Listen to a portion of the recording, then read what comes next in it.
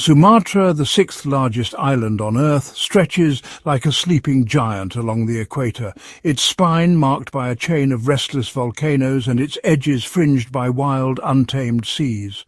This immense landmass, over 470,000 square kilometres in size, is a place where the forces of nature have sculpted every valley, mountain and coastline. The island sits atop the volatile Pacific Ring of Fire, and its landscape is a living testament to the power of tectonic upheaval. Earthquakes and eruptions have shaped Sumatra for millions of years, leaving behind fertile soils and dramatic topography. Its rainforests, among the oldest and richest on the planet, are remnants of a primordial world. These ancient jungles, shrouded in mist and alive with the calls of gibbons and hornbills, shelter some of the world's rarest and most endangered creatures. The elusive Sumatran tiger, the critically endangered rhinoceros, and the gentle orangutan, whose amber eyes reflect the wisdom of the forest. The rivers that carve through these jungles, like the mighty Musi and Batang Hari, have been lifelines for centuries, nourishing the fertile plains and valleys that support over 60 million people. Here, the land is a patchwork of rice paddies, rubber and palm oil plantations, and small villages, each shaped by the ebb and flow of water and the cycles of the seasons. For thousands of years, Sumatra has been a crossroads of cultures and commerce. Ancient kingdoms like Srivijaya and later the Sultanate of Aceh once ruled these lands, their influence reaching across the seas to India, China and the Middle East. The island's strategic location along the Strait of Malacca made it a vital hub for the spice trade, drawing merchants and adventurers from distant shores. Today, echoes of this rich history linger in the daily lives of its people. Farmers still plant rice by hand in terraced fields, while miners dig for gold and coal in the shadow of the jungle.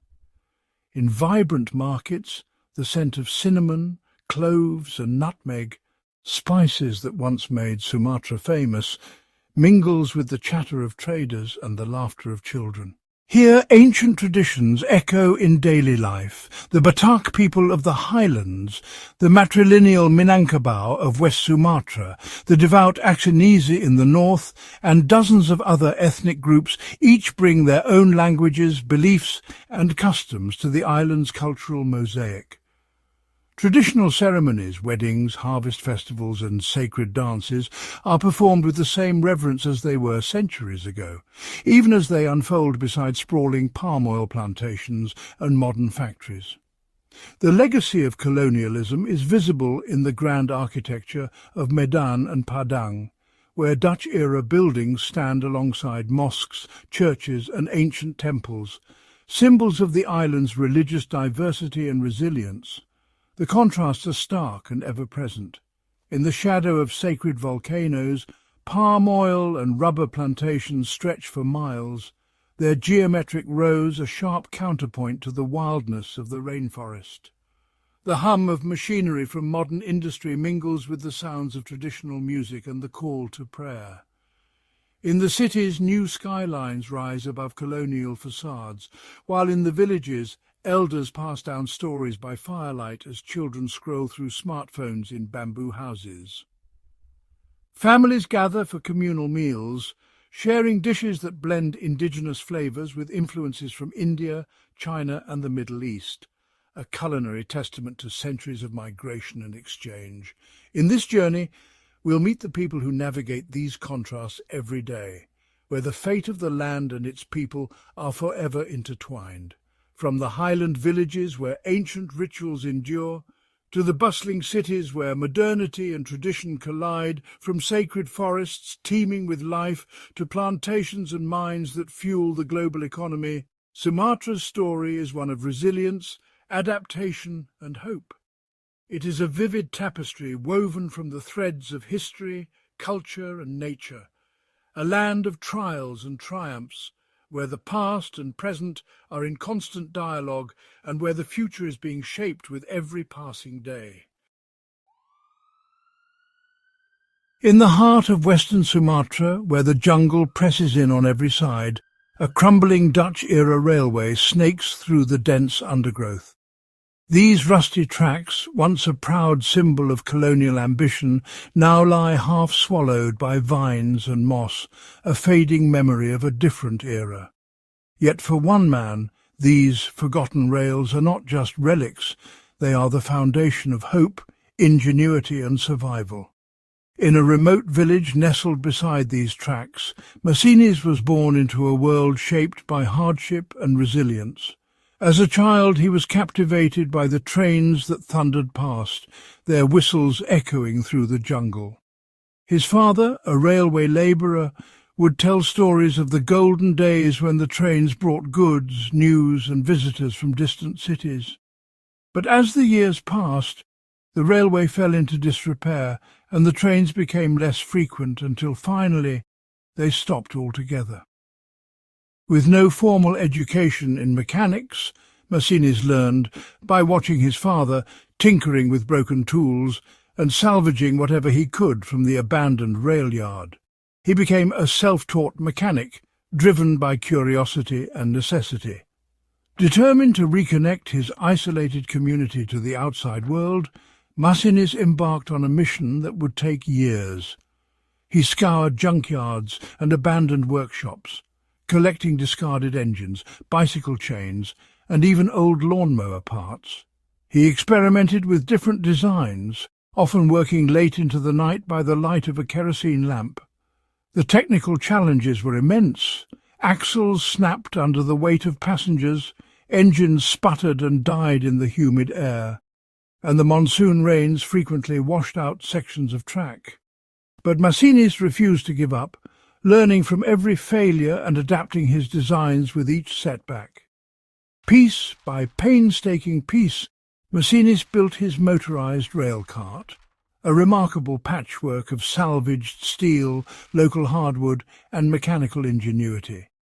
The heart of the cart is a repurposed motorcycle engine, carefully mounted to drive the rear axle via a chain system adapted from old bicycles. The frame is reinforced with steel beams scavenged from derelict train cars, while the seats are fashioned from planks of teak and rattan. The cart's wheels, custom machined from scrap metal, are designed to grip the uneven rails and withstand the constant jostling of the journey. Despite its humble appearance, the cart can reach speeds of up to 30 kilometers per hour, gliding over the battered tracks with a rattling determination that belies its fragile construction. For the people of the village, Masinis's cart is nothing short of a lifeline. Farmers and miners rely on it to transport their harvests and minerals to distant markets where they can fetch a fair price. The cart hauls sacks of rice, crates of vegetables, and even live chickens and goats, all stacked carefully to balance the load. Before the cart, villagers faced a grueling 2-day trek through thick jungle, braving leeches, snakes and exhaustion, just to reach the nearest town. Now, what once took days on foot is accomplished in a matter of hours, transforming the economic prospects of the entire community. Masinis charges only a modest fare, just enough to cover the cost of fuel, spare parts, and the occasional emergency repair. But his true reward is the gratitude and respect of his neighbours. The cart has become a symbol of unity and resilience, bringing together people of all ages and backgrounds. One elderly woman recalls how, during a devastating flood, Masinis braved the rising waters to deliver her urgently needed medicine, saving her life. For many, the cart is more than just transport. It is a lifeline, a promise that no one will be left behind. Every breakdown is a new lesson, and Masinis has embraced his role as a mentor to the next generation. His workshop, a humble shed filled with the clang of hammers and the smell of oil, has become a hub of innovation and community spirit. Here, he teaches local youth the basics of mechanics, welding and improvisation, passing on the skills that have kept the village connected. Under his guidance, a new generation of tinkerers and problem-solvers is emerging, ready to face the challenges of the future. Against all odds, Masinis' rattling cart has become more than just a means of transport. It is a symbol of hope, ingenuity, and the unbreakable spirit of Sumatra. Through every challenge, every storm, and every setback, Masinis keeps his community moving forward, one journey at a time. His story is a testament to the power of determination, the value of practical knowledge, and the profound impact that one person's vision can have on an entire community. The 35-kilometre trip to Lebong Tandai is no ordinary commute. For Masinis, it is a daily odyssey, a 5-hour ordeal that tests the limits of human endurance and spirit. The journey begins before dawn, as the jungle is still shrouded in mist and the air is thick with the scent of wet earth and decaying leaves. The railway, a thin, rusted thread, carves its way through Sumatra's wild, untamed heart, where every kilometre brings a new and unpredictable challenge. The tracks themselves are warped and uneven, twisted by years of rain, heat and neglect. Bridges, once sturdy, now groan under the weight of every passing cart, their metal skeletons exposed and trembling above yawning ravines. Derailments are not just common, they are expected. Masinis and his fellow workers have learned to anticipate the sudden jolt as the cart slips from the rails, the sickening lurch that signals another delay.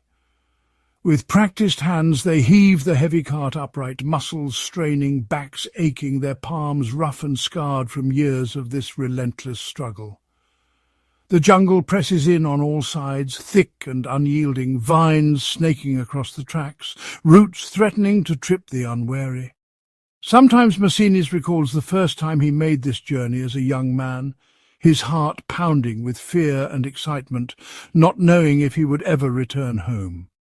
Now every trip is a battle, against the elements, against fatigue, against the creeping sense of danger that never quite fades. The most harrowing moments come at the bridges, ancient, decaying structures that span deep gorges and roaring rivers. Each crossing is a test of nerve and faith. The wood creaks and groans beneath the cart's weight, and Masinis can feel every vibration through his hands. Below, the ravine yawns open, swallowing the sound of nervous breaths and the distant calls of birds. He remembers the story of Pak Dato, an old friend who once slipped while guiding his cart across a rain-slicked bridge. The memory haunts Masinis, a constant reminder of the razor-thin line between survival and disaster. Every sense is heightened. He listens for the telltale crack of wood, watches for the slightest shift in the rails, and prays silently for safe passage. Landslides are a constant threat, especially during the rainy season. Entire sections of track can vanish overnight, buried beneath tons of earth and tangled roots. When this happens, the journey becomes even more treacherous. Masinis and the villagers must abandon the cart, carrying passengers and cargo by hand across unstable ground. He often finds himself helping the youngest and oldest, children clinging to his shirt, elders leaning on his shoulder as they navigate the mud and debris. In these moments, fear and frustration mingle with determination.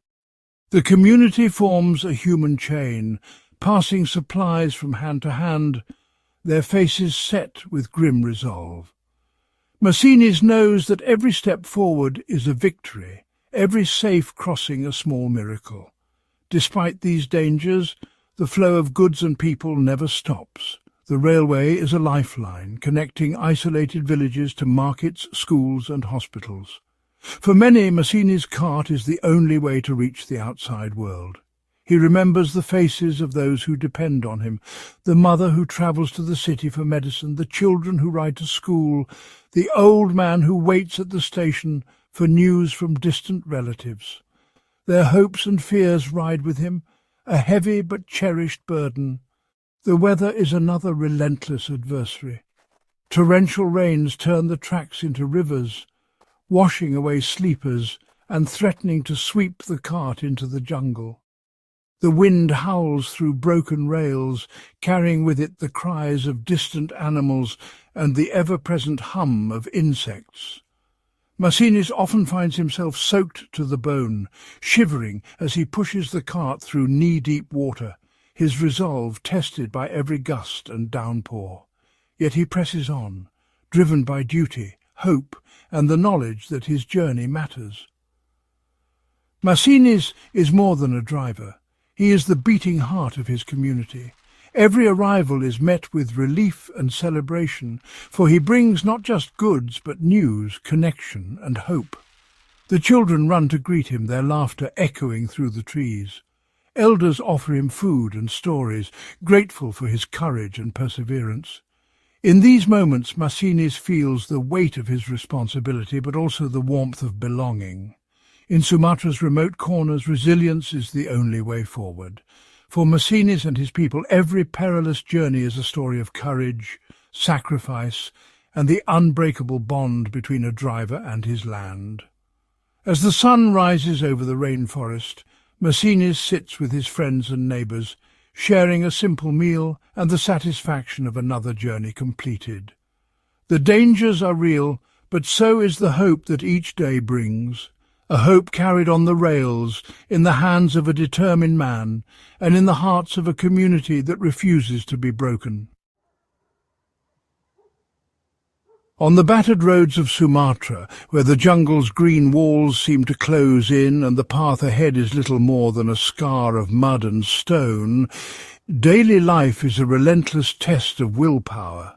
Here, the journey is never guaranteed, and every trip is a wager against the unpredictable moods of nature and the slow grind of neglect.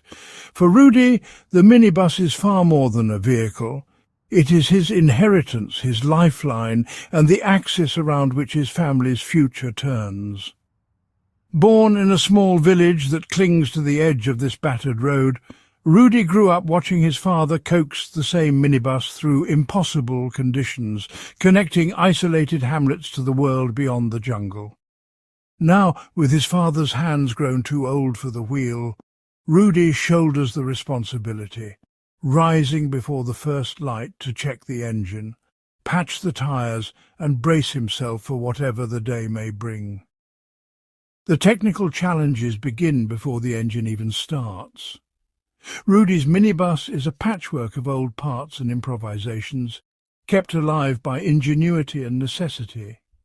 Each morning he inspects the battered chassis for new cracks, checks the oil with a stick, and listens for the telltale rattle of a loose bolt. The tyres, worn thin by years of abuse, are a constant worry. One sharp stone or hidden root could mean hours stranded in the mud. Spare parts are rare and expensive, so Rudi has learned to make do, fashioning makeshift repairs from wire, wood, and whatever he can salvage from abandoned vehicles. The road itself is a living adversary. In the dry season it becomes a bone-rattling gauntlet, every pothole and rut threatening to shake the minibus apart. Dust clouds billow behind the wheels, choking the air and settling on every surface. Rudi's hands grip the wheel with white-knuckled focus, his eyes darting constantly for hidden dangers. An unexpected dip, a fallen branch, a sudden landslide. Each kilometre is a negotiation between speed and safety, between the need to reach the next village and the risk of breaking down far from help. But it is the monsoon that truly tests Rudi's resolve. When the rains come, the road dissolves into a river of mud, swallowing tyres and turning short journeys into epic ordeals. The minibus groans and shudders as it crawls through the muck, the engine straining, the wheels spinning helplessly. Sometimes the vehicle sinks so deep that even the combined strength of Rudi and his passengers cannot free it. Hours are lost as villagers gather to push, pull and dig, their hands slick with mud, their faces set with determination and fatigue. Inside the minibus, the emotional toll is just as real. Passengers clutch their seats as the vehicle lurches and sways, their faces a mix of anxiety and resignation. Children in school uniforms try to keep their books dry, mothers soothe crying babies, and the elderly sit in stoic silence, their eyes fixed on the horizon. For just €3, each villager entrusts Rudi with their hopes and their safety, knowing that this battered minibus is their only link to markets, schools and hospitals. The technical challenges never end. Breakdowns are a daily threat. An overheated engine, a snapped axle, a tyre shredded by hidden debris. Rudi has become a mechanic out of necessity, his hands permanently stained with grease and oil. He keeps a logbook of every repair, every expense, every setback. When something breaks, he works by the side of the road, improvising with basic tools and the help of passing drivers. There is no roadside assistance here, only the solidarity of a community that knows the value of every working vehicle. The emotional burden is heavy. Rudi feels the weight of every delay, every disappointed passenger, every child who arrives late to school or mother who misses the market. He worries about the rising cost of fuel, the price of spare parts, and the shrinking margins that threaten his family's survival. At night, he counts his coins by candlelight, calculating how much he can set aside for repairs, how much for food, how much for his children's future. The broader transportation crisis in Sumatra is written in every mile of this road. The government promised to pave it 15 years ago, raising hopes for a new era of prosperity. But the promise faded, like the paint on forgotten road signs and the rusting hulks of abandoned construction equipment. Today the road remains unfinished, a symbol of neglect and broken commitments. Villagers gather to voice their frustrations to visiting officials, but little changes. Children walk for hours through mud to reach school. The sick endure agonizing journeys to distant hospitals, and entire communities remain cut off whenever the rains grow too fierce. Rudi's struggle is not just with the mud and the machine, but with the grinding uncertainty of each day.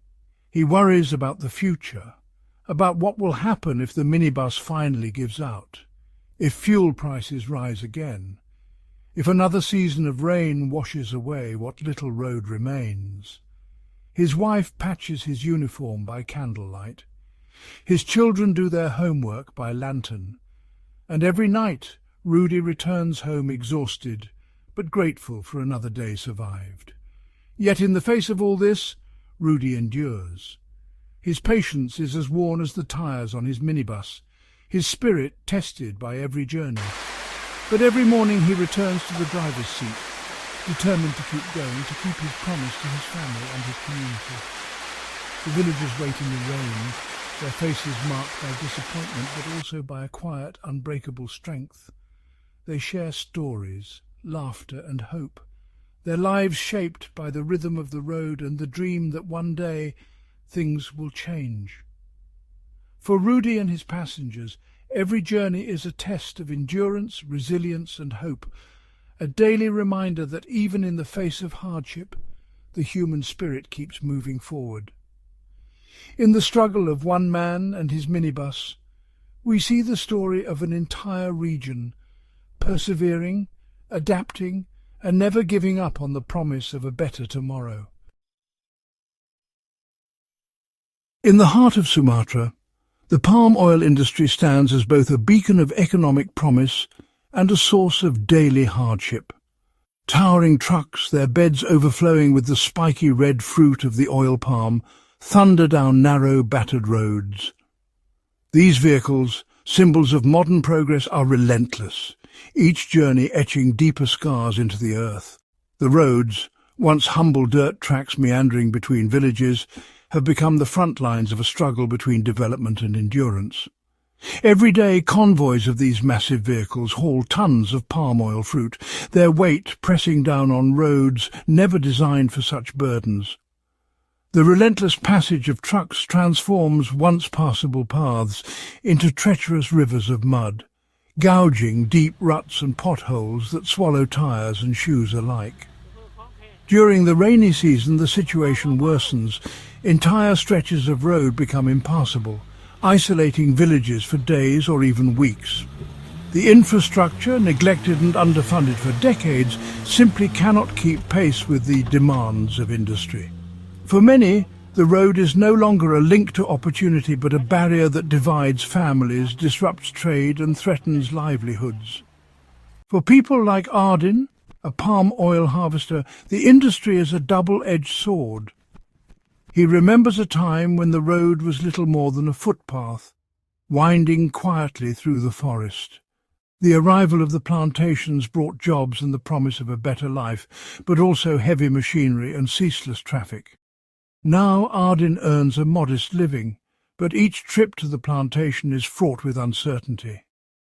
He rises before dawn, hoping the road will hold, but always prepared for the possibility of being stranded in the mud, his day's wages lost to the whims of weather and infrastructure. The wealth extracted from the land rarely finds its way back to those who call this place home.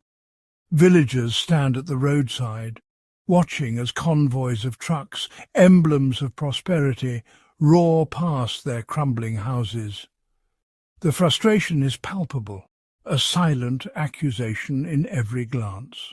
For many, the road is a daily reminder of promises unfulfilled, of profits that flow outward while the burdens remain. The sense of abandonment is heavy, as if the very earth beneath their feet has been sacrificed for someone else's gain. Rudi, a father of 3, faces this struggle every morning. He leads his children along the battered road to school, weaving between puddles and dodging the spray of passing trucks. The mud is often knee-deep, clinging to their legs and slowing their progress. Rudi remembers stories from his parents when the road was a gathering place for the community, a space for laughter, markets and celebration. Now it is a gauntlet to be survived, a daily test of patience and resilience. For the truck drivers, the road is a means to a better life, a path to opportunity and steady income. They navigate the mud and ruts with practiced skill, their livelihoods tied to the relentless movement of goods. Yet for the villagers, the same road is a daily obstacle, a source of anxiety and hardship. The contrast is stark. Prosperity for some, struggle for others. The road, in its broken state, lays bare the uneven distribution of progress. The battered road is more than just a route. It is a living symbol of Sumatra's transformation. For some, it represents the hope of a brighter future, a chance to rise above poverty. For others, it is a testament to neglect, a daily reminder of the heavy price paid for development. The road's disrepair is etched into the memories of children who trudge to school, of elders who remember better days, and of families who dream of something more. Each journey through the mud is a story of resilience and quiet determination. Families push motorcycles through the muck, children brave the elements for an education, and workers press on despite exhaustion. The weight of progress is not just measured in tons of palm oil, but in the daily struggles of those who carry its burden, step by muddy step, on a road that bears the scars of change. Deep within the misty Minangkabau highlands, where emerald rice terraces cascade down the hillsides and the morning air is thick with anticipation, a centuries-old tradition stirs the land to life. Here in the heart of West Sumatra, the Paku Jawi, literally bull race, is more than a spectacle.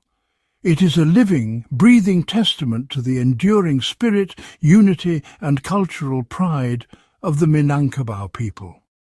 The origins of Paku Jawi stretch back hundreds of years, rooted in the agricultural rhythms of the region.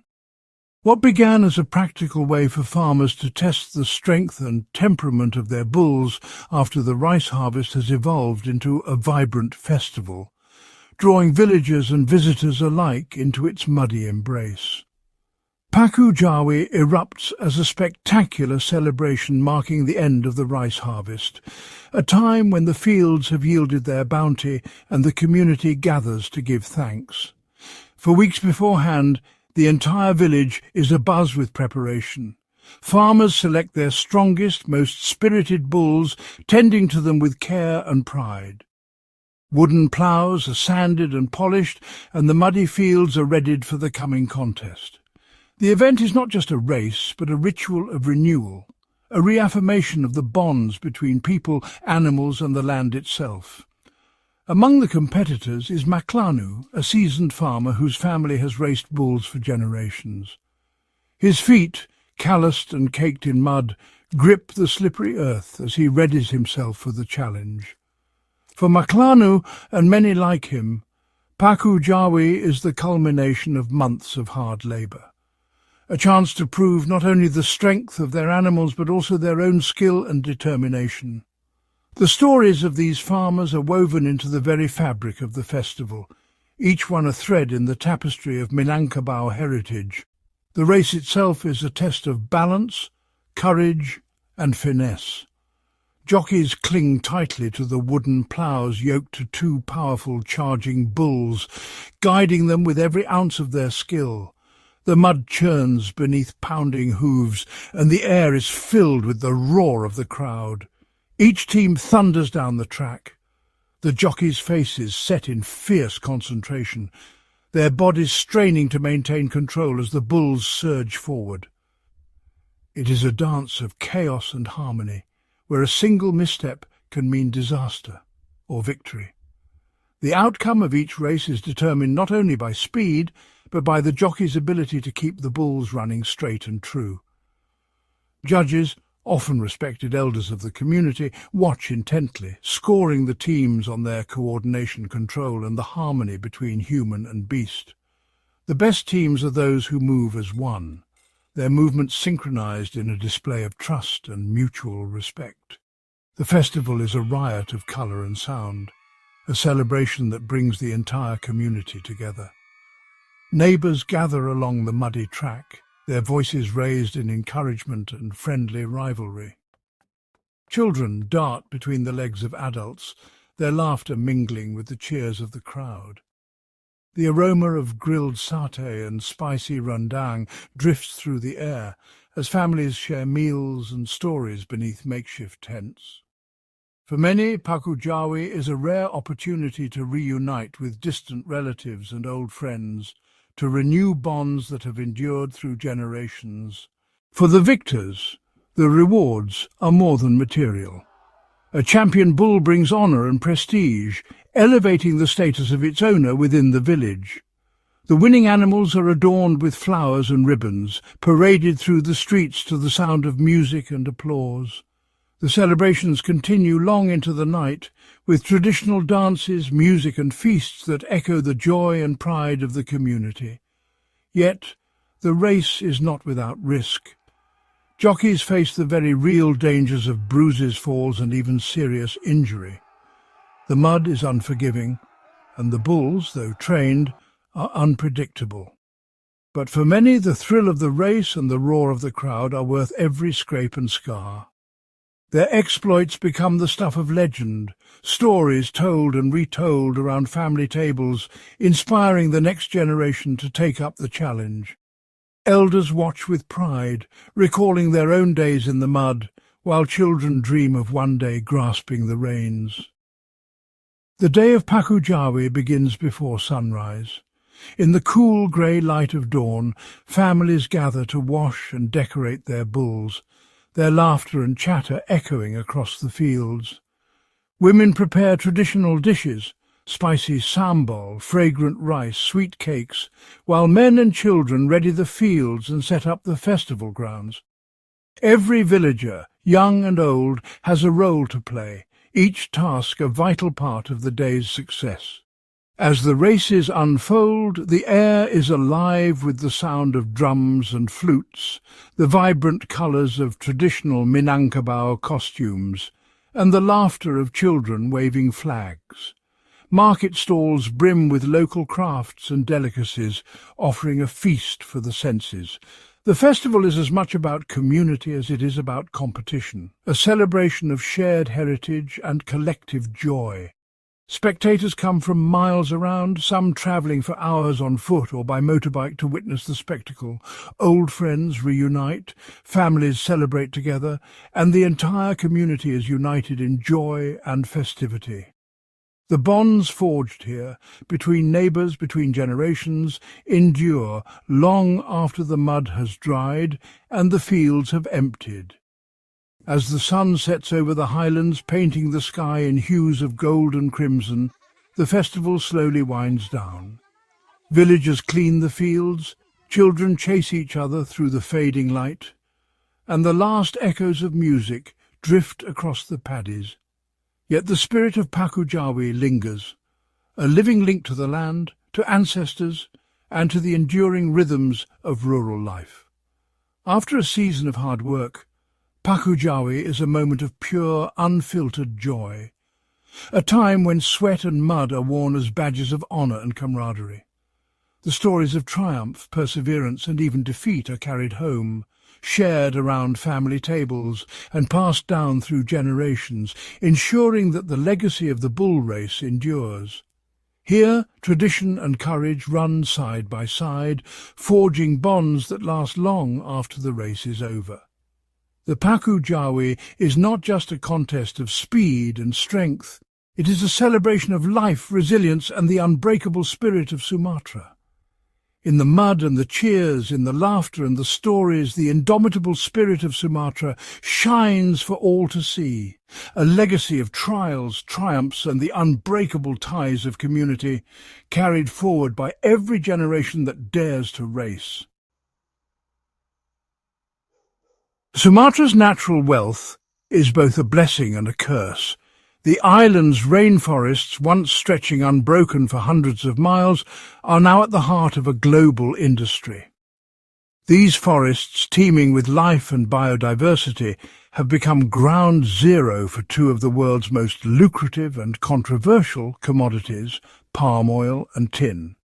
The palm oil boom has transformed Indonesia into the world's top producer, supplying over half of the global demand. Palm oil is found in everything from chocolate and shampoo to instant noodles and biodiesel, making it a cornerstone of the modern economy. The industry generates billions in revenue and provides employment for millions, fueling Indonesia's rapid economic growth. But this prosperity comes at a staggering cost. Over 80% of Sumatra's original rainforest has been lost, replaced by endless rows of oil palms. The transformation is visible from the air. Once vast jungles, now checkerboarded with plantations, the land stripped of its ancient trees and the wildlife that depended on them. On Bangka Island, tin mining is just as vital and just as destructive. Tin is essential for electronics, from smartphones and laptops to solar panels and electric vehicles, making Indonesia the world's second-largest tin producer. The demand for tin has led to a mining frenzy, with both large companies and small-scale miners scouring the land and sea for ore. The relentless extraction has scarred the landscape, leaving behind barren earth, polluted waters, and a legacy of environmental damage that will last for generations. Miners like Hartley risk their lives diving for tin, often with little protection, braving murky waters and unstable pits. Many work with homemade equipment, breathing through long hoses connected to air pumps on the surface. The work is perilous. Collapsing pits, entanglement and drowning are constant threats. The industry devastates coral reefs and fisheries as mining boats churn up the seabed, smothering marine life and destroying habitats. For coastal communities who depend on the sea for food and income, the loss of healthy reefs and fish stocks is a devastating blow. For many workers, these industries are a lifeline, offering jobs and a chance to escape poverty. Entire families migrate to plantation and mining areas, seeking steady wages in a country where opportunities can be scarce. Yet the work is grueling and dangerous, with little security or protection. Plantation workers spend long hours in the heat, harvesting heavy fruit bunches with machetes, while miners toil in mud and water, exposed to toxic chemicals and physical hazards. Families often live in makeshift camps or crowded barracks, their futures tied to the boom and bust cycles of global markets. Children play in the shadow of plantations and mines, their lives shaped by the fortunes of these industries. The short-term gains come at a steep price: clean water, fertile soil and biodiversity sacrificed for profit. Rivers run brown with silt and chemicals, poisoning fish and making water unsafe to drink. Endangered species like orangutans, tigers and elephants are pushed to the brink, their habitats fragmented and shrinking. The loss of forest cover leads to soil erosion, landslides and a changing climate, with local communities bearing the brunt of these impacts. The legacy of extraction is a landscape forever changed. The scars of deforestation and mining are visible from space, a testament to the scale of transformation.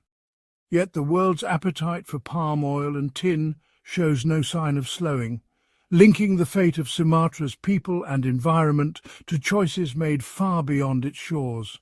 Every chocolate bar, every smartphone, every bottle of shampoo connects us to this distant island, and to the lives and landscapes shaped by our demand.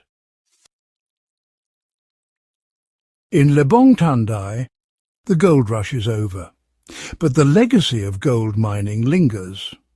This remote Sumatran village was once the epicenter of a feverish hunt for gold, a story that stretches back to the Dutch colonial era.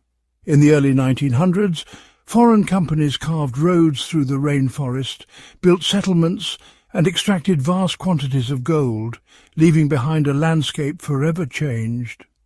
Today the grand machinery is gone, but the spirit of the gold rush endures in the hands of local miners, many of them elderly, who still work the muddy streams with little more than hope and outdated tools. They use mercury to separate gold from silt, risking their health for a few precious flecks, just as generations before them did. The town's fortunes rose and fell with the mine. Now families scrape by on dwindling returns. The once bustling settlement is quiet, its people left with a depleted environment and few options for the future. The scars of extraction are everywhere: abandoned shafts, rusting equipment, and a community shaped by decades of uncertainty.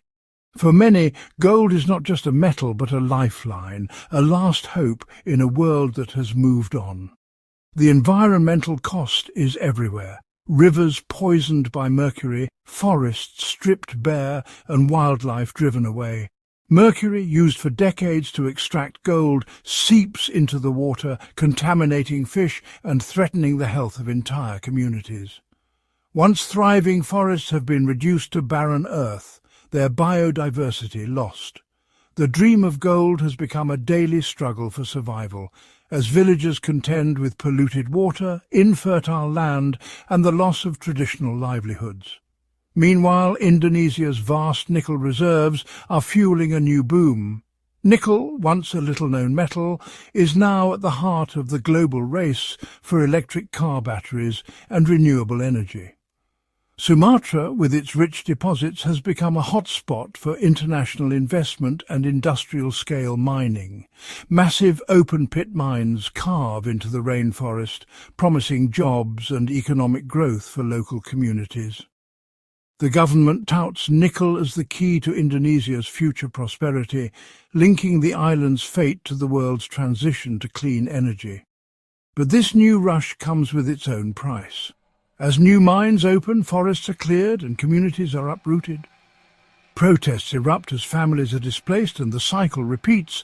Jobs and revenue come at the cost of ecosystems and traditional ways of life. Land rights disputes intensify as ancestral lands are claimed for mining, and the promise of progress is shadowed by the loss of heritage and home.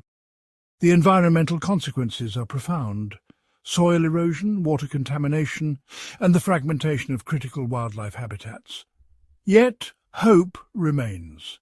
Local activists and young Indonesians are fighting to protect what's left of Sumatra's natural heritage. Grassroots organisations are pushing for sustainable mining practices, reforestation projects, and stronger environmental protections.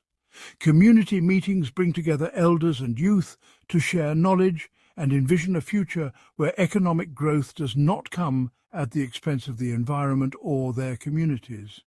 Education and innovation are becoming powerful tools in the struggle to balance development with conservation. The challenge is clear: to balance the promise of prosperity with the urgent need to safeguard Sumatra's forests, rivers, and people. The future depends on finding a better way forward, one that honours both the land and those who call it home.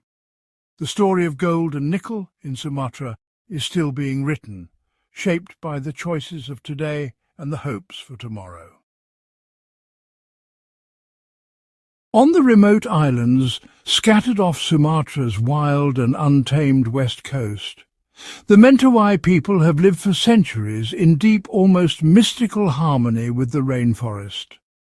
Their existence is not merely within the forest, but inseparable from it, their lives, beliefs and traditions woven into the very fabric of the land. Each dawn, as the first light pierces the emerald canopy, the forest awakens with a symphony of birdsong, the rustle of leaves and the gentle footsteps of those who call this place home.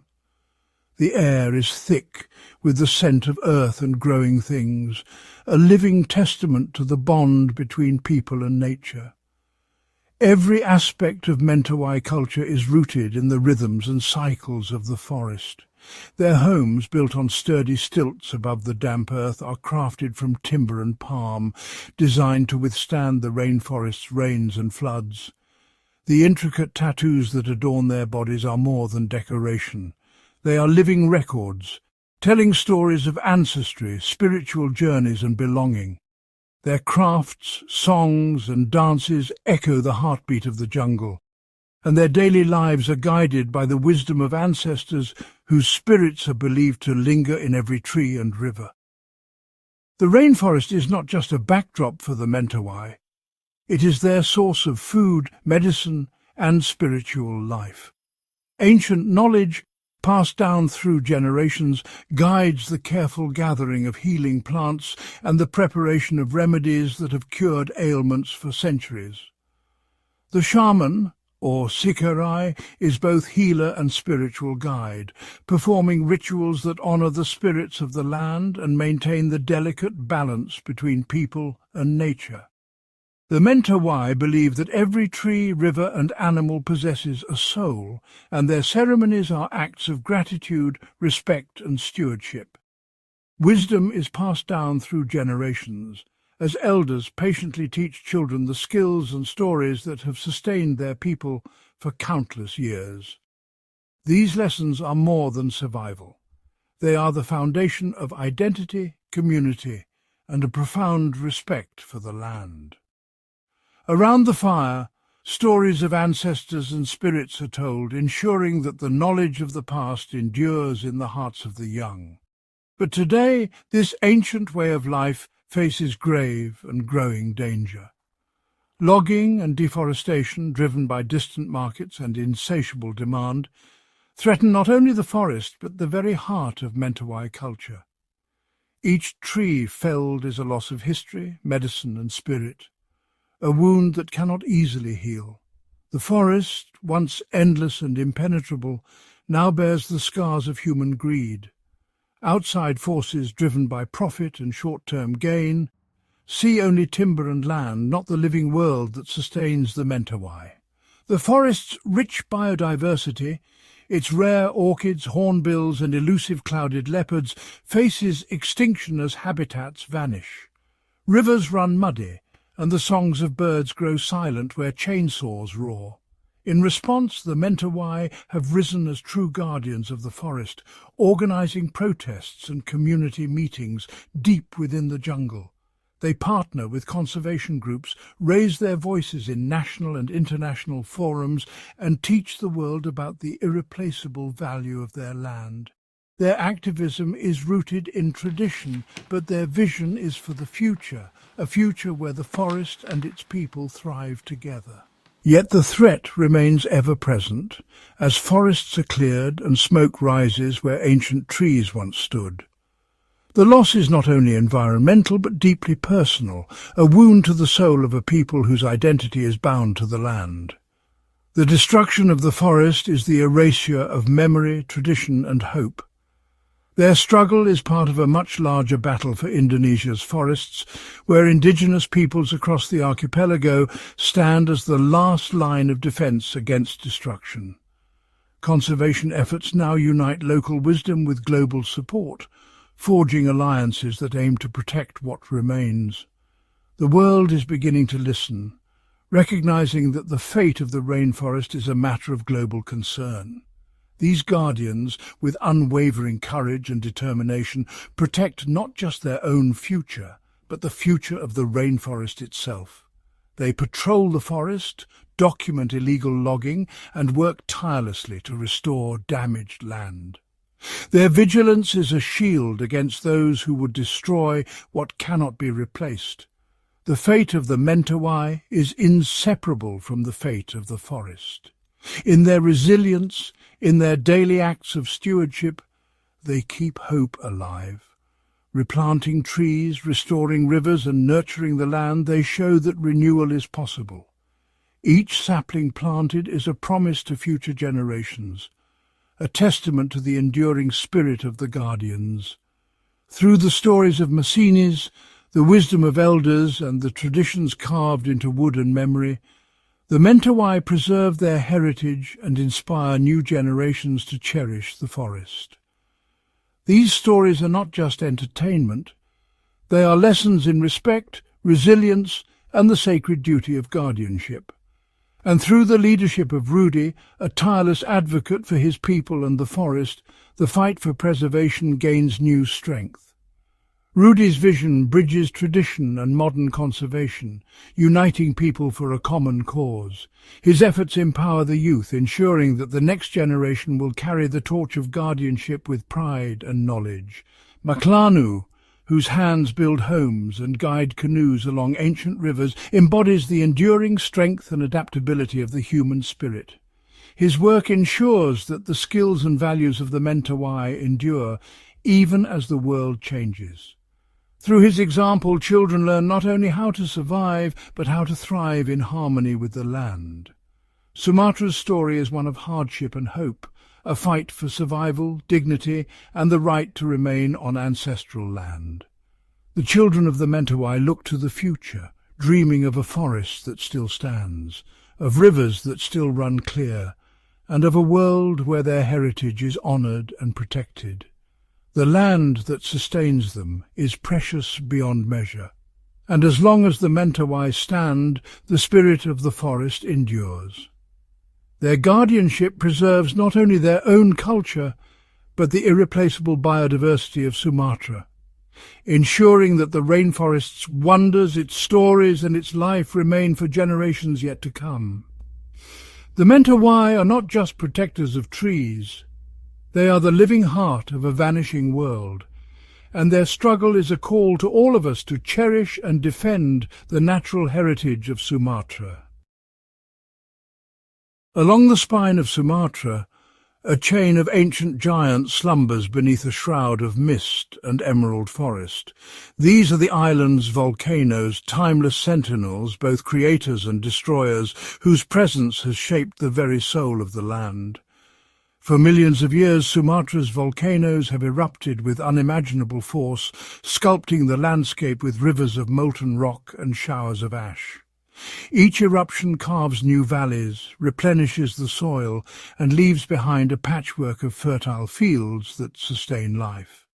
The most dramatic of these events was the eruption of the Toba supervolcano some 74,000 years ago. This cataclysmic explosion was one of the largest in Earth's history, releasing enough ash to darken skies across the globe and altering the course of human evolution.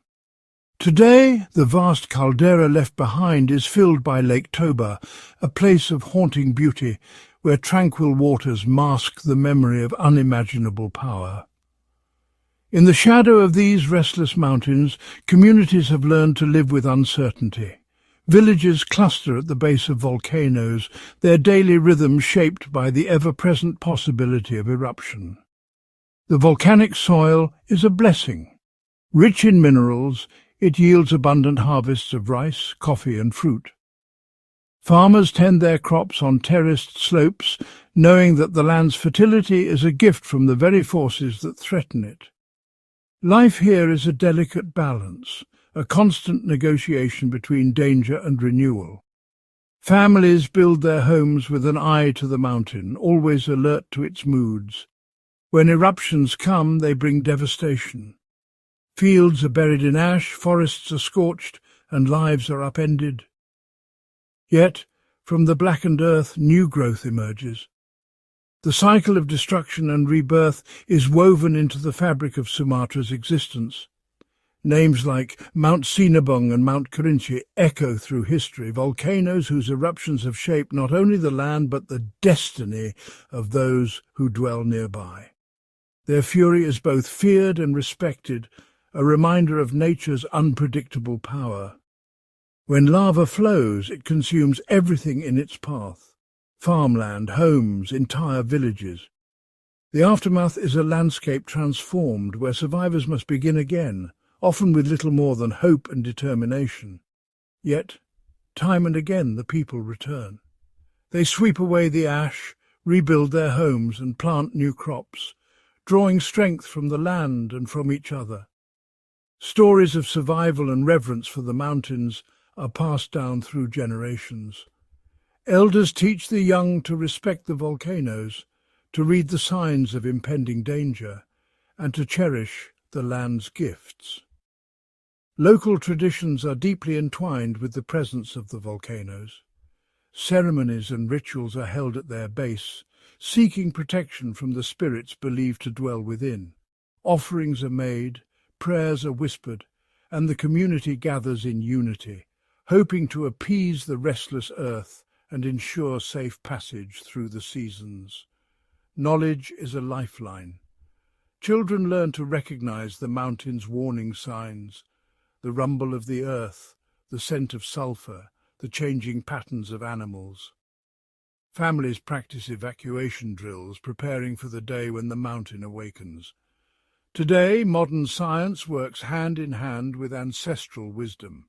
Teams of volcanologists monitor seismic activity, gas emissions and temperature changes, using cutting-edge technology to predict eruptions and save lives.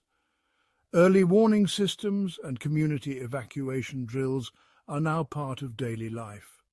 Sirens, text alerts and coordinated response plans stand ready, but the true strength lies in the unity and resilience of the people. Sumatra's volcanic legacy is etched in stone and memory, in the lush fields that feed its people, and in the courage of those who choose to stay and rebuild time after time. This is a story of adaptation and endurance, a dance between humanity and the restless earth. Here, every day is a testament to the power of nature, the ingenuity of science, and the unbreakable spirit of Sumatra's people. Sumatra's forests pulse with life, a wild ancient symphony played out beneath towering trees and tangled vines. Here the air is thick with the scent of damp earth and blooming orchids, and the chorus of insects and birds never ceases, day or night. In this living cathedral, one of the world's richest ecosystems, rare and remarkable creatures roam freely. The forest floor is alive with the rustle of unseen animals, while the canopy above is a shifting tapestry of colour and movement. The elusive Sumatran tiger, ghost-like and endangered, stalks through the undergrowth. Its amber eyes pierce the shadows, and its striped coat blends seamlessly with the dappled light, making it nearly invisible to all but the most patient observer. Each step is silent, a masterclass in stealth, honed by generations of survival. Mighty Sumatran elephants, The largest land mammals on the island carve ancient pathways through the jungle. Their herds move with surprising grace, communicating with low rumbles that vibrate through the ground. High above, the Sumatran orangutan swings from branch to branch, its vibrant orange fur blazing against the emerald canopy. These gentle giants spend their days foraging for fruit, building nests in the treetops, and teaching their young the secrets of the forest. These forests are home to countless species found nowhere else on Earth. Tiny, elusive, clouded leopards with their smoky coats and piercing eyes, and shy tapirs whose prehensile snouts help them forage for tender shoots among the leaf litter. Each creature, from the smallest insect to the largest mammal, plays a vital role in this intricate web of life. The air is alive with the calls of exotic birds, hornbills with their massive beaks, drongos flashing iridescent blue, and the haunting cry of the helmeted miner. Their songs echo through the misty rainforest as if carrying messages from another time. But this biodiversity is as fragile as it is wondrous. Delicate butterflies rest on dew-laden leaves, and rare orchids bloom in the shadows, their existence threatened by the slightest change in their environment. Encroaching farms, illegal logging, and the relentless expansion of palm oil plantations carve away at the wilderness, shrinking the homes of Sumatra's iconic wildlife. Ancient trees fall, and with them the intricate habitats that have evolved over millennia. Yet hope endures, even as the forest recedes. Across the island, local communities and conservationists join forces to protect what remains. In remote villages, people rise with the sun, their lives intertwined with the rhythms of the forest. They gather wild honey, harvest medicinal plants, and fish in clear jungle streams, always mindful of the balance between taking and giving back. Rangers patrol the forests, braving leeches and monsoon rains, rescuing orphaned animals and dismantling snares set by poachers. Their work is tireless and often dangerous, but every life saved is a victory for the wild heart of Sumatra. Villagers revive ancient traditions, weaving stories of the tiger and the elephant into ceremonies that honour the spirits of the wild. These rituals, performed beneath the towering trees, are a living testament to the deep respect and reverence the people hold for the giants that share their home. Around evening fires, elders pass down stories to the next generation, tales of courage, loss, and the unbreakable bond between people and the natural world. These tales are more than legend. They are reminders of a partnership forged over generations, a promise to protect the land and its creatures. In the shadow of vanishing forests, every rescued orangutan nursed back to health, every young ape learning to climb again, is a testament to resilience and hope. Every tiger print spotted in the mud, every sign that these magnificent predators still roam free, becomes a symbol of resistance against extinction. The struggle is immense, but so is the determination. Conservationists, villagers and rangers face daily challenges: treacherous terrain, unpredictable weather, and the ever-present threat of habitat loss, but their resolve never wavers. As dawn breaks over Sumatra's wild heart, the rainforest awakens in a blaze of colour and sound. Here, wildlife and humans coexist in a delicate dance, each dependent on the other for survival. The future remains uncertain, but the spirit of Sumatra endures, undaunted, vibrant, and calling for a new chapter of coexistence between humanity and the irreplaceable life that shares this island home. In the cool, mist-laden highlands and fertile valleys of Sumatra, a story as old as the island itself is written into the earth, one that has shaped destinies, drawn explorers and defined communities for centuries. Here, beneath the ancient rainforest canopy, the land breathes with the aroma of coffee and spice, its legacy rooted deep in volcanic soil. As dawn breaks, the morning mist drifts over endless rows of coffee trees. Their glossy emerald leaves cradle clusters of ripening cherries, each one a vessel of history and hope. The unique microclimate, cool nights, warm days, and frequent rainfall, creates the perfect conditions for coffee cultivation, a tradition that has flourished here since the Dutch colonial era in the 17th century.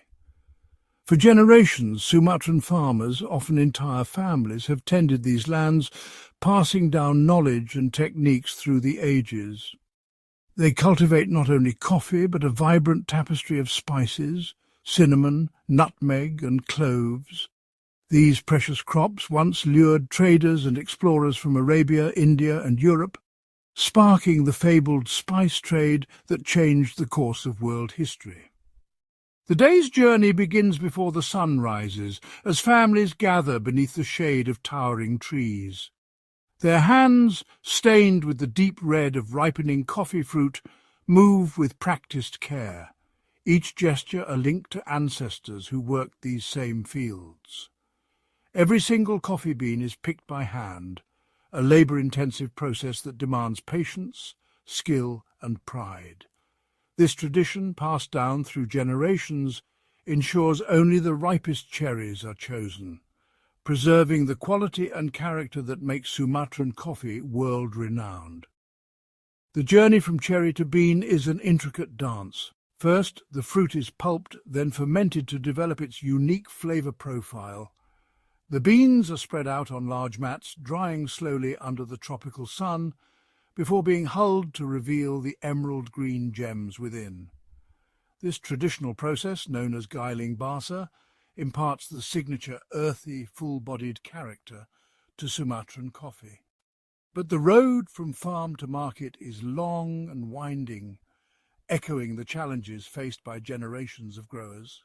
Farmers carry heavy sacks of freshly processed beans along muddy tracks, often braving rain and treacherous terrain. Their livelihoods are bound to the unpredictable whims of weather, fluctuating global prices, and the ever-present hope for a better tomorrow. In the bustling markets of Medan and beyond, the fruits of their labour come alive. Fragrant heaps of coffee beans and spices fill the air with intoxicating aromas, drawing traders and buyers from across the archipelago. Here, deals are struck, stories are exchanged, and the legacy of Sumatra's land is celebrated in every transaction. Sumatran coffee, with its deep earthy notes, hints of spice and syrupy body, is cherished by connoisseurs worldwide.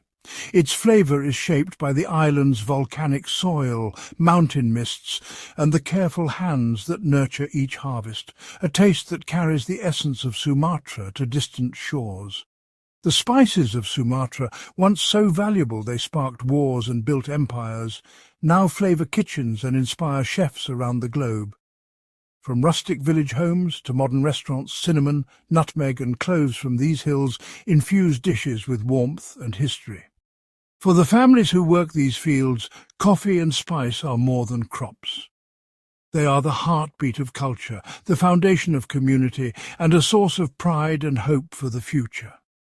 Rituals, festivals, and daily life revolve around the cycles of planting, harvesting, and sharing the bounty of the land.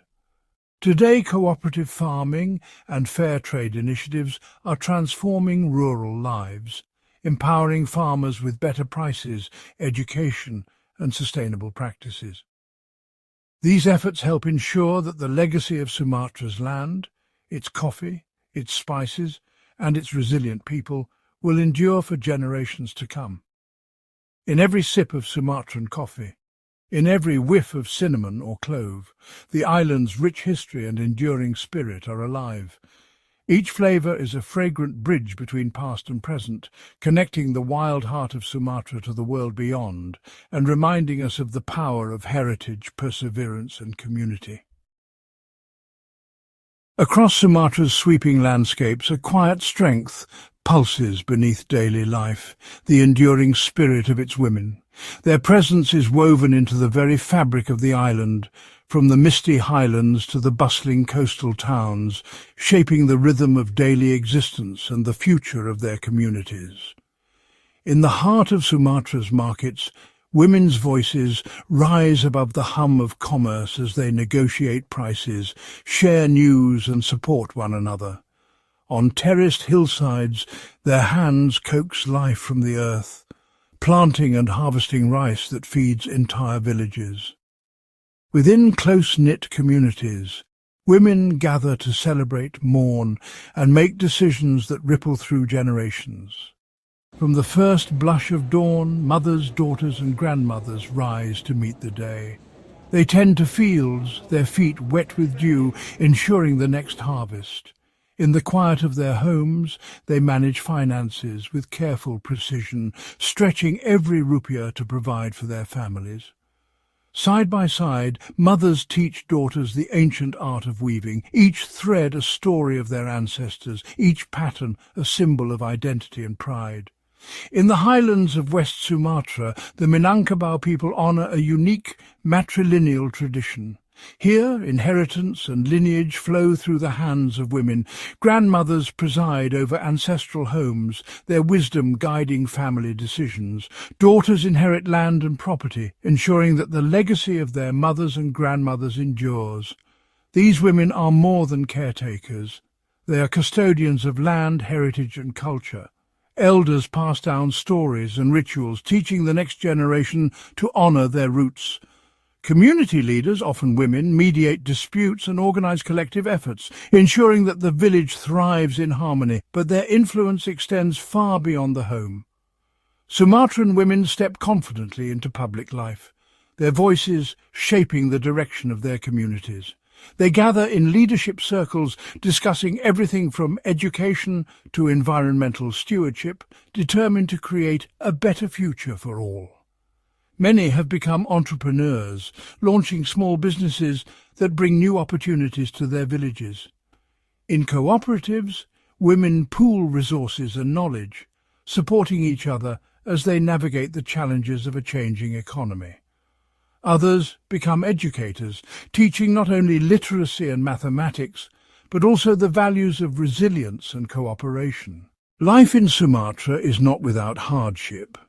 Natural disasters, earthquakes, floods, volcanic eruptions can strike without warning. Economic uncertainty and the challenges of rural life test the limits of endurance, yet in the aftermath, it is often women who lead the recovery. They comfort neighbours, rebuild homes, and organise community gardens to ensure no one goes hungry. Their networks of solidarity and care are lifelines in times of crisis. The stories of Sumatran women are stories of resilience and ingenuity. Each challenge is met with determination, each setback an opportunity to innovate. In workshops and fields they collaborate, share skills and inspire one another to reach higher. Consider Sari, a mother of 3 who inherited a small coffee plot. Facing unfair prices from middlemen, she gathered neighbouring women and formed a collective. Together, they learned new farming techniques, negotiated directly with buyers, and secured better prices. The collective's success allowed them to invest in their children's education and improve their homes, transforming not just their own lives, but the future of their entire village.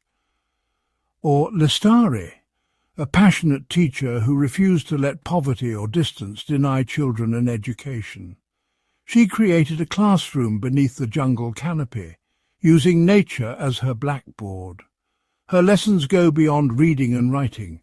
She teaches her students to dream, to care for their environment, and to believe in their own potential.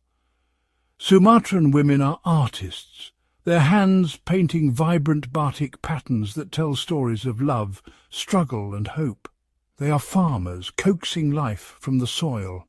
They are leaders, standing before gatherings to speak for those whose voices are seldom heard. They are change-makers, challenging old norms and forging new paths. Their voices shape the island's identity. Their hands nurture its land, and their dreams chart its path forward. Every seed planted, every child taught, every tradition preserved is a testament to their vision and perseverance. Through every challenge, be it the forces of nature, the weight of tradition, or the demands of modernity, Sumatran women remain the heart of the island. They are a source of strength, tradition and hope, lighting the way for generations yet to come. Their stories are not just tales of survival, but of triumph, innovation, and the unbreakable bonds of community. For centuries, Sumatra's identity has been deeply intertwined with its vast rainforests, towering mountains, and the rhythms of rural life. These landscapes have shaped not only the island's ecology, but also the culture and spirit of its people. Yet, as the 21st century unfolds, a profound transformation is underway. Each morning as the sun rises over Sumatra's cities, a new energy pulses through the air, the unmistakable hum of urbanization. The once quiet horizons now echo with the sounds of construction, commerce and ambition. Medan, Palembang and Pekanbaru, these urban centres are expanding at a breathtaking pace. Skyscrapers and apartment blocks rise where rice paddies once lay, and the cityscape is constantly redrawn by cranes and scaffolding.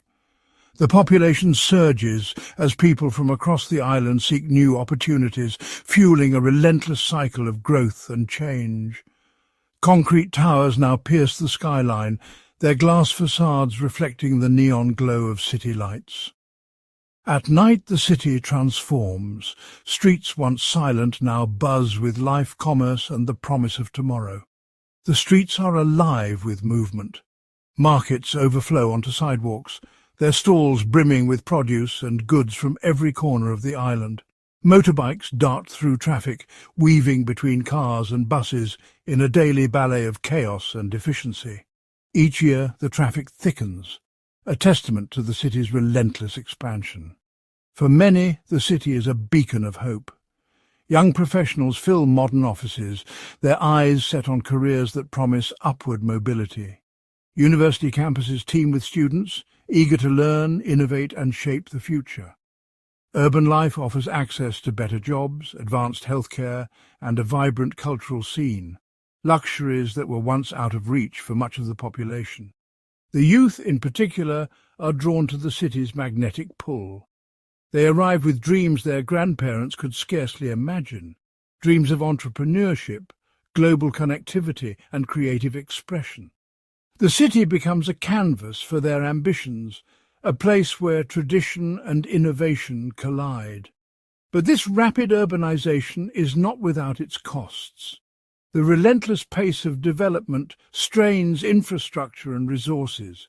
Construction sites dominate the landscape, and the city's arteries, its roads and highways, are often clogged with traffic, testing the patience of commuters and city planners alike. Environmental challenges mount. The air grows thick with haze from vehicles and industry, while rivers that once ran clear now carry the burden of pollution and waste. The natural world, so central to Sumatra's identity, is increasingly threatened by the demands of urban life. Daily commutes stretch into hours as traffic congestion becomes a defining feature of city life. Public transport struggles to keep pace with the swelling population, leaving many residents frustrated and fatigued. The cost of living rises steadily, creating stark contrasts between wealth and poverty. Luxury malls and high-rise apartments stand side by side with crowded tenements and bustling street markets. For some, the city is a land of opportunity. For others, it is a daily struggle to make ends meet. Amid this transformation, Sumatra's rich cultural heritage fights for space.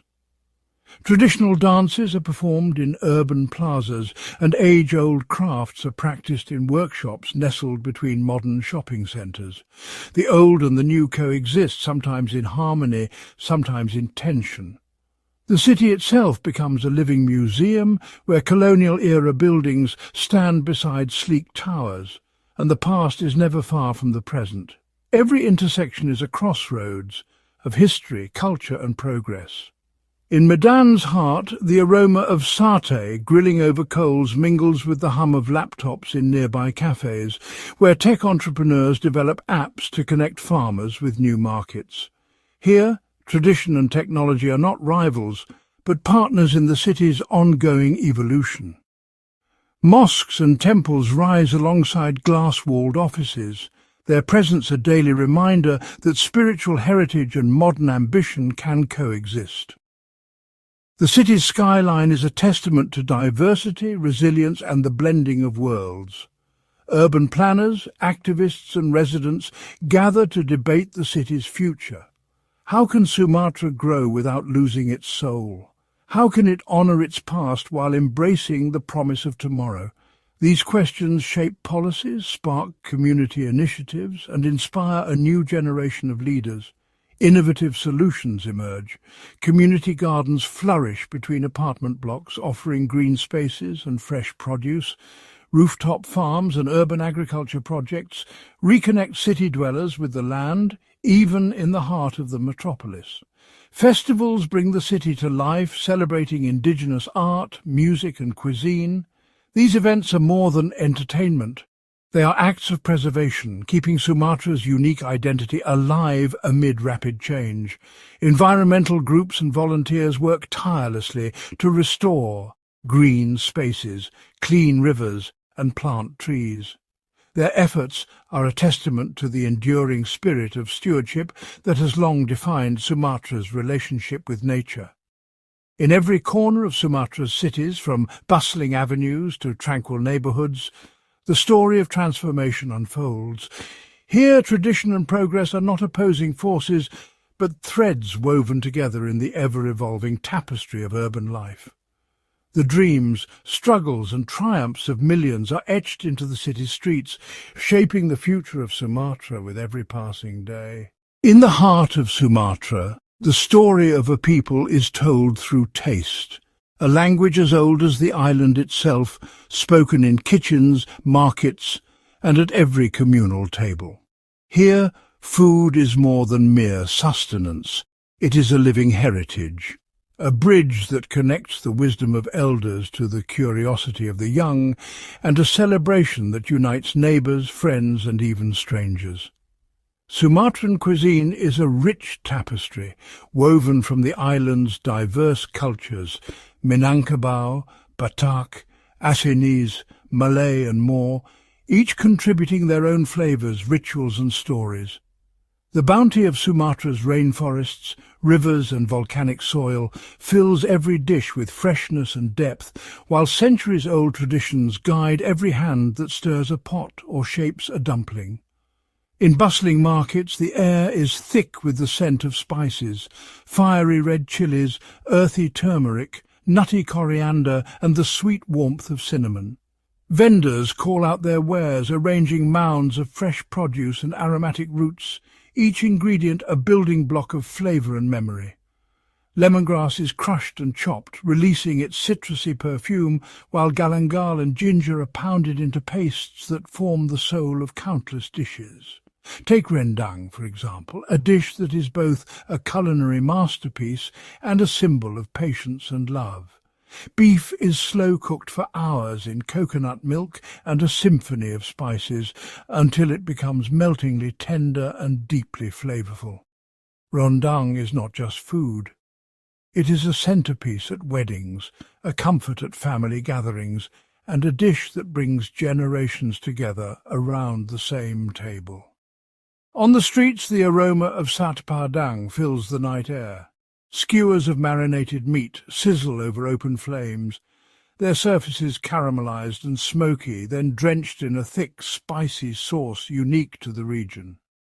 Crowds gather at night markets, drawn by the promise of a shared meal and lively conversation, where laughter and stories flow as freely as the food.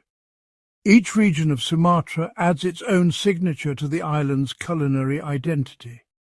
Local chefs and home cooks alike take pride in their unique spice blends, secret techniques, and the subtle differences that make each dish a reflection of place and history.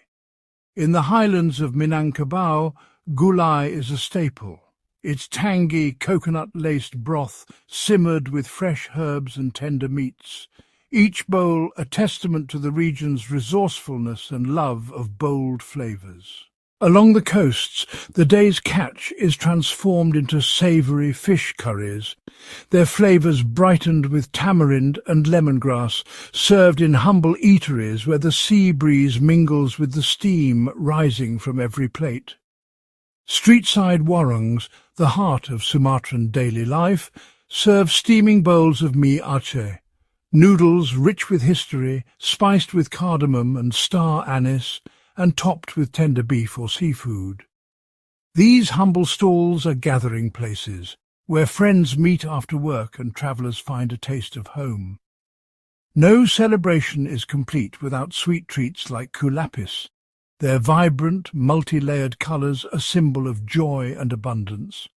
Each bite is a reminder that food is not just for nourishment but for delight and togetherness. But beyond the plate, food in Sumatra is a thread that binds.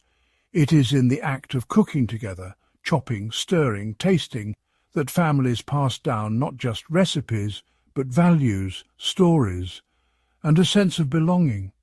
Recipes are treasured heirlooms, whispered in kitchens, written in memory, and sometimes carefully recorded on worn cards.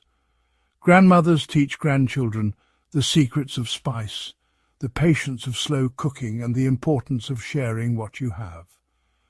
Communal meals mark every milestone, weddings, harvests, religious holidays, where entire villages gather to cook, eat, and celebrate. The table becomes a stage for stories, laughter, and the forging of lifelong bonds. In a world of constant change, Sumatran cuisine remains a touchstone, a living link to the past, a source of comfort in the present, and a promise for the future. Every meal is a reminder of who the Sumatran people are and where they come from. Food is memory, identity, and hope, all served on a single plate. Every bite is a tribute to resilience, creativity, and the enduring spirit of community. It is in the sharing of food that differences are set aside and unity is found. On this island, the flavours of the past nourish the dreams of tomorrow, one meal at a time. In Sumatra, to eat is to remember, to belong, and to hope. Across the mist-shrouded highlands and dense rainforests of Sumatra, stories travel farther than the wind. Here, folklore is the heartbeat of the island, an invisible thread connecting past to present, weaving together myth, history, and the everyday lives of its people. These are not just tales told by firelight, they are living legends that shape identity, guide values, and inspire wonder in every generation. Sumatra's most famous legend is that of Malin Kundang, the ungrateful son. It is a story whispered in coastal villages where the waves crash against ancient rocks. Malin, a poor boy who leaves home in search of fortune, returns years later, wealthy and unrecognizable, even to his own mother. When he denies her, a mother's curse turns him to stone, a warning carved into the very shoreline. This tale, rooted in Minangkabau tradition, is a lesson in humility and filial piety, its message echoing through family homes and classrooms alike. Deep in the highlands, the legend of Putri Hijau, the Green Princess, unfolds. She was a princess of the Delhi kingdom, renowned for her beauty and kindness. When her kingdom was threatened, she transformed into a dragon, protecting her people with mystical power. Even today, her spirit is believed to watch over the land, and her story is celebrated in festivals and traditional dances, a symbol of courage and self-sacrifice. In the shadow of volcanoes, the Batak people tell tales of the Lake Toba giant. According to legend, a humble fisherman rescued a magical fish who transformed into a maiden and became his wife. Their son, Samosir, was born with a secret, a reminder of his mother's origin. When the secret was revealed, the earth split open and Lake Toba was formed, with Samosir Island at its heart. This myth is more than a story, it is an origin tale explaining the land's dramatic geology and the Batak people's deep connection to their home. Sumatran folklore is not just stories of the distant past. It shapes rituals, guides ceremonies, and lives on in daily life. Spirits of the forests and rivers, known as Penungu, are honoured and respected, their presence acknowledged in prayers and offerings. Festivals like Tabuik in Pariaman blend Islamic history with local legend, parading effigies and retelling ancient battles through music and dance. These legends are passed down through generations, kept alive by storytellers, musicians and artisans. Shadow puppetry, or wayang, brings mythical heroes and demons to life, while traditional batik and wood carvings depict scenes from beloved tales. In every village, elders are the keepers of memory, ensuring that the wisdom and wonder of Sumatra's folklore endures. Today, as Sumatra's cities grow and the world changes, these stories remain a vital source of identity and resilience. They are lessons in kindness, bravery and respect for nature, a reminder that on this island the past is never far away. In the laughter of children, the rhythm of the drum and the hush of the forest, the echoes of the ancients still guide the dreams of tomorrow. Sumatra's legends are more than stories. They are the soul of the island, alive in every heart and whispered on every breeze. Sumatra's spirit is shaped not only by its legends, but also by the deep currents of faith that flow through every corner of the island. Here, religion is more than belief. It is a rhythm woven into daily life, guiding celebrations, shaping customs, and offering comfort in times of change. Islam is the island's heartbeat, especially in the west. The call to prayer echoes from grand minarets and humble village mosques, marking the passage of time and gathering communities in devotion. In Aceh, the veranda of Mecca, Sharia law shapes daily routines, from market stalls closing for prayer to women donning flowing hijabs as an expression of faith and identity. Ramadan brings nights alive with lanterns and laughter, as families break their fast together and children join in festive parades. But Sumatra's spiritual tapestry is richly woven with diversity. In the lush highlands of North Sumatra, the Batak people honour their Christian faith, worshipping in striking churches with pointed roofs that recall ancient longhouses. Sundays are sacred, a time for gospel hymns, shared meals and community gatherings. Here, ancient Adat traditions blend with liturgy as ancestral rituals are performed alongside Christian sacraments, creating a faith that is both new and deeply rooted. Buddhism and Hinduism, too, have left their mark, especially among the island's Chinese and Tamil communities. Incense drifts through ornate temples in Medan, where families seek blessings from golden Buddhas and colourful deities. During Lunar New Year, the city glows with red lanterns, and dragon dances wind through the streets, a vibrant testament to enduring heritage. Animist beliefs, the island's oldest faith, still linger in the shadows of rainforests and remote villages.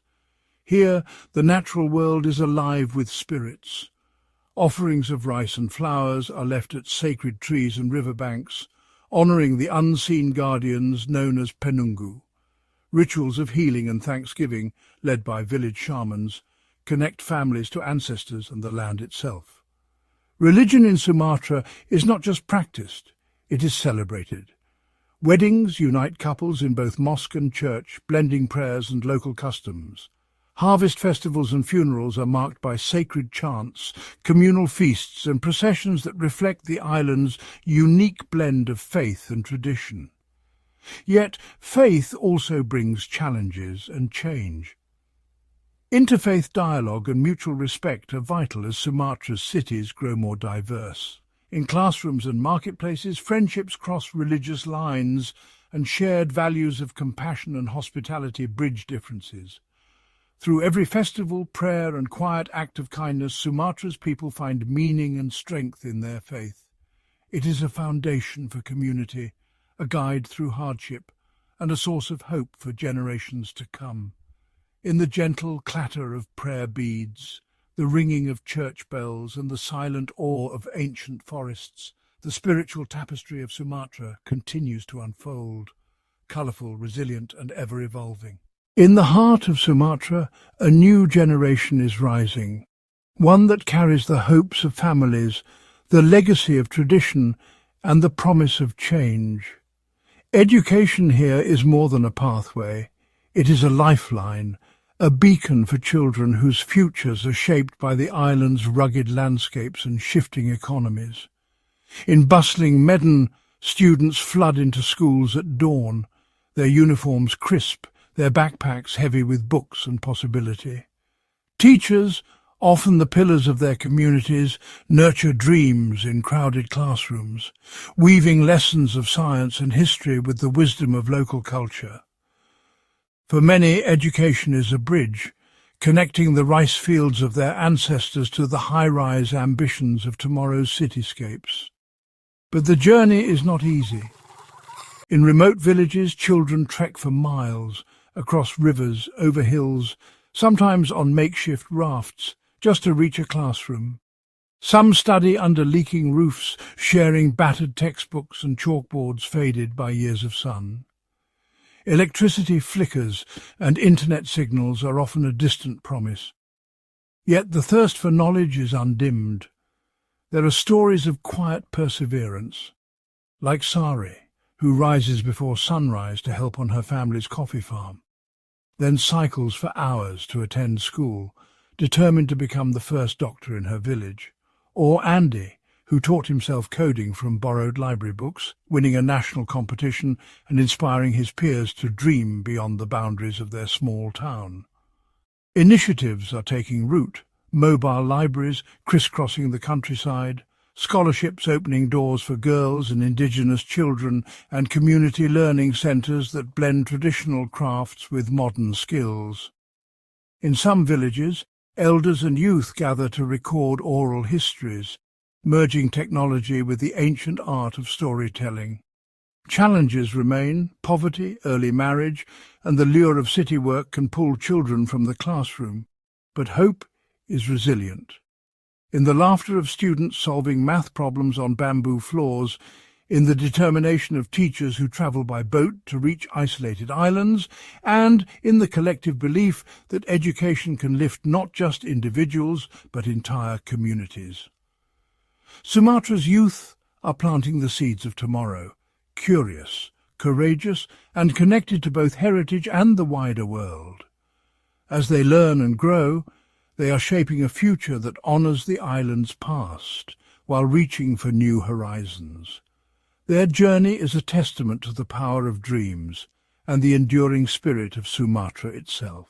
Across Sumatra, creativity pulses through nimble fingers and time-honoured tools.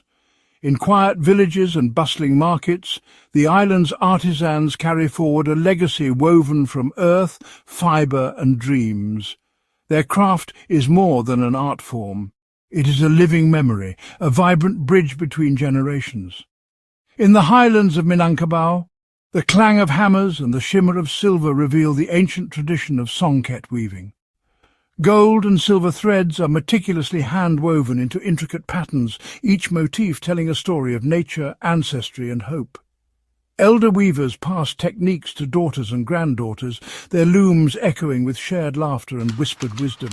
Further south in Lampung, master carvers shape pieces of wood into ornate sigars, traditional bridal crowns adorned with dazzling motifs.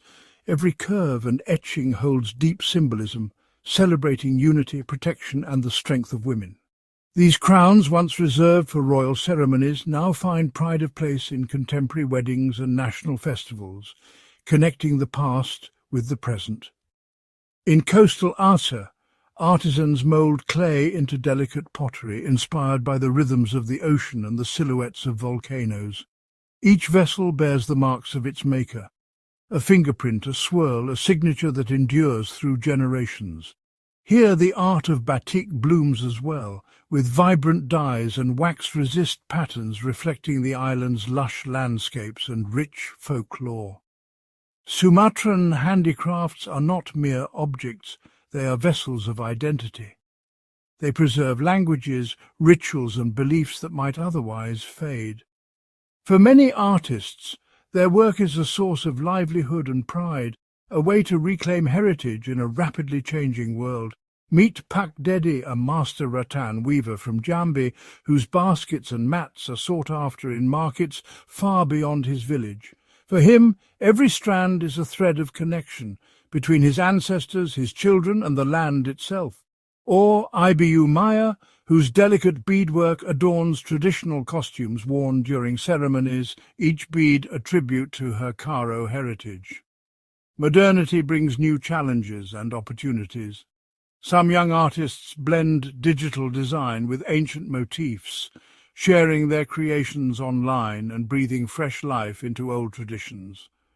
Others form cooperatives, ensuring that fair trade and sustainability benefit their communities. Through their hands, Sumatran artists create more than beauty. They craft resilience, identity and hope.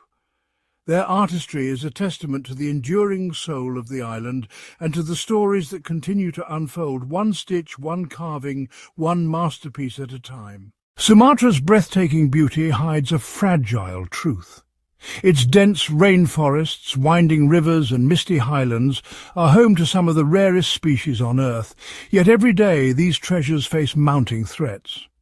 Expanding plantations, illegal logging and unchecked mining carve deep scars into the land, while fires and climate change cast an ever-growing shadow. But amid the challenges, hope takes root. In the heart of Loisa and Bukit Barisan National Parks, rangers and local communities unite as guardians of the wild. Their patrols are relentless, tracking poachers, dismantling traps, and replanting what has been lost. These men and women risk their safety to ensure that Sumatran tigers, elephants, rhinoceros and orangutans continue to roam free. Conservationists work hand in hand with villagers, introducing sustainable farming and ecotourism. In places like Teso Nilo, farmers learn to cultivate coffee and cacao beneath the forest canopy, earning a living while keeping the ecosystem intact. Children in remote schools are taught to cherish their natural heritage, planting seedlings that may one day become towering giants. Technology lends a helping hand. Drones monitor illegal activity, camera traps reveal the secret lives of wildlife, and social media campaigns spark global support. International organizations collaborate with Indonesia's government, investing in research, habitat restoration and community-led initiatives. Yet the most powerful change comes from within Sumatra itself. Elders pass down traditional wisdom, teaching respect for the forest and the balance of all living things. Youth activists raise their voices, demanding a future where progress and preservation walk side by side.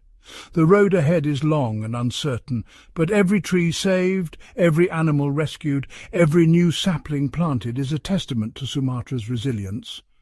The island's fate lies in the hands of those who call it home, and in the hearts of all who believe that its wild wonders are worth fighting for. The story of Sumatra is not just one of loss, but of hope. A hope rooted in action, unity, and the promise of renewal for generations yet to come. Sumatra stretches over 1,000 miles from north to south, a land of mountains, rivers and dense jungle. For centuries its vastness was a barrier, isolating villages and cultures from one another. Today that's changing. Modern Sumatra is on the move. Across the island, new roads carve through green valleys, linking remote communities to bustling towns. The Trans-Sumatra Toll Road, one of Indonesia's most ambitious infrastructure projects, snakes its way across the island. Each new section opened brings hope of faster journeys, easier trade and economic growth. Trucks loaded with produce, buses packed with families and motorcycles weaving through traffic, these are the arteries of a changing Sumatra. But progress faces steep challenges. Torrential rains and shifting earth test the strength of highways and bridges. In the highlands, Landslides can cut off entire regions overnight. Rural roads remain rough and muddy, turning travel into a test of patience and perseverance. For many, a river is still the fastest way to reach the next village. Canoes and ferries ply the waterways, keeping the pulse of daily life alive.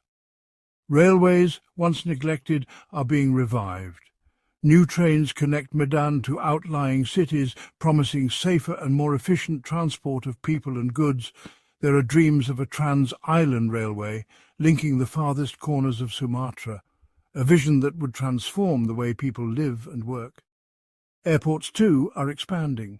With improved runways and new terminals, air travel brings distant cities within reach, opening Sumatra to visitors from across Indonesia and beyond. Yet even as connectivity grows, the island wrestles with balancing development and preservation. Each new road and railway must navigate protected forests and sensitive habitats, forcing tough decisions about the future. Looking ahead, Sumatra's leaders and planners envision smart cities, green public transport and digital infrastructure that connects not just places but people and ideas. Community voices are rising, demanding that progress serves everyone, from highland farmers to coastal fishermen. In Sumatra, every bridge built and every mile of road paved is more than just concrete and steel. It's a lifeline, a promise, and a step toward a future where the island's people are more connected than ever before. Across Sumatra, the rhythm of life pulses with the beat of celebration. Festivals, both sacred and secular, fill the island's calendar, weaving together a tapestry of tradition, faith and community. Each region, each culture brings its own colours and stories, yet all share the same spirit, unity and diversity. In the lush highlands, the Batak people gather for Pesta Masyarakat Adat, a festival rooted in ancient rituals. Villagers dress in hand-woven ulos cloth, drums echo through the valleys, and traditional dances honour ancestors. Offerings of rice and roasted pork are shared beneath towering houses, strengthening the bonds between generations. Further south, the Minangkabau mark Tabuik, a dramatic fusion of Islamic and local traditions. Giant effigies, Tabuik, are paraded through the streets of Pariaman, their towering forms swaying above the crowd. Drummers and dancers follow, the air thick with the scent of incense and the sound of prayer. As the sun sets, the Tabuik are cast into the sea, symbolizing release and renewal. In the coastal towns, Chinese New Year transforms Medan's old quarters. Red lanterns bloom above narrow streets, firecrackers snap and sizzle, and lion dancers leap to the beat of gongs. Temples glow with candles as families gather to welcome prosperity and drive away misfortune. Sumatra's diverse faiths find common ground in shared celebration. During Eid al-Fitr, the island comes alive with forgiveness and feasts. Mosques overflow, streets bustle with families in new clothes, and plates of rendang and ketupat are passed from neighbour to neighbour, Muslim and non-Muslim alike. Harvest time brings the Gawai festival to the Dayak communities of Jambi. Here, rice wine flows, gongs ring, and dancers in feathered headdresses move in hypnotic circles. It's a time to thank the earth and pray for abundance, a moment when the past and present meet in joyous reunion. Today, many of these festivals have grown, welcoming visitors from across Indonesia and beyond, yet their heart remains the same, a celebration of identity, resilience and togetherness. In every song sung, every meal shared, Sumatran festivals remind us that the island's greatest strength lies in its unity. A joyful chorus of cultures echoing from the mountains to the sea. As Sumatra's vibrant festivals and breathtaking landscapes draw the eyes of the world, the island finds itself at the crossroads of opportunity and challenge. Tourism, once a trickle, has become a vital current, shaping lives, livelihoods, and the land itself. In the bustling streets of Bukit Tinggi, souvenir stalls brim with hand-carved woodwork and woven ulos. For shopkeeper Pak Hassan, the arrival of visitors means more than just income. Tourists bring new ideas, he shares, arranging his wares. My daughter now dreams of learning English, of showing our culture to the world. Across the island, guest houses and eco-lodges offer jobs and hope, helping families send children to school and invest in their futures. Yet the rewards are not always evenly shared. In hidden coves along Lake Toba, elders recall quieter times. The lake was once only for us, sighs Ibu Sari, a Batak matriarch. Now there are more hotels, more boats. It is good for business, but sometimes our traditions feel lost in the noise. The balance between progress and preservation is delicate, one that communities must constantly navigate. Tourism has also sparked new pride in Sumatra's natural wonders. In the heart of the rainforest, rangers guide trekkers in search of elusive orangutans. These encounters fund conservation and provide an alternative to logging. When people see our forest, they want to protect it, says Ranger Dedi, his eyes bright with hope. Tourists help us, but we must also teach them to respect our home. But with every footprint comes a mark on the land. Popular beaches struggle with plastic waste. Coral reefs bear the scars of careless anchors. Local activists like young diver Rina lead clean-up drives and teach visitors about fragile ecosystems. Tourism can heal or harm, she explains, sorting debris from the sand. We want people to love Sumatra, but also to care for it. For travellers, the island offers more than just sights. It offers connection. Backpacker Liam from Australia recalls a homestay in a remote Minangkabau village. I was welcomed like family, he smiles. We cooked together, laughed together. It changed how I see the world and my place in it. As Sumatra opens its arms to the world, it learns, adapts, and grows.